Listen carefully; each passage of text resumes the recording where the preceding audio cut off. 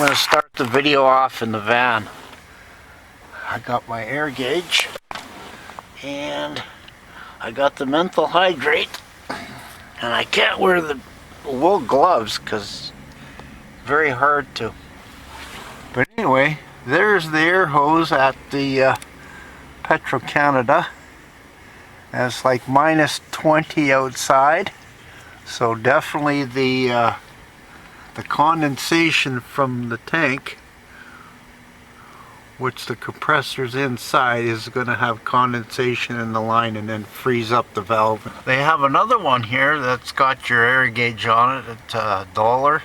That one probably will have less condensation because the whole compressor is sitting outside. I give it a quick spray of menthol hydrate.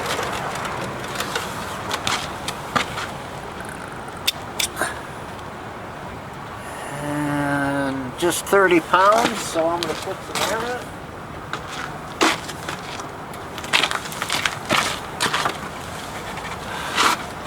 Best thing to do is before you start this, just give it a quick release of the air here in case there's condensation. And after I'm done, give it a swish and release the if there's condensation in there. Well, I chose this one because it has way better pressure than the other hose that's sitting outside. Okay, I got a whole bunch. I got 3 more tires to do.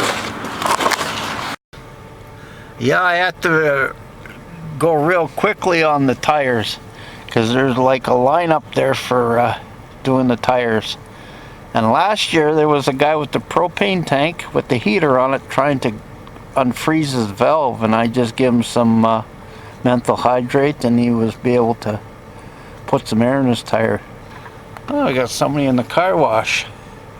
I wonder if their windows and doors are going to freeze later. It was so cold that I thought I got some of that on my hands, but I didn't. It was just the thin gloves I was wearing. But you got to wear thin gloves because you have to handle the valve cap and everything. But I'm okay now. I got put the heat on. You can use menthol hydrate, you can use Gasline antifreeze, and you know those little bottles you get for your doors for your car, for your locks, you can use that as well. It's all menthol hydrate based. But don't get this on your hands in the cold. It'll freeze your hands real quick.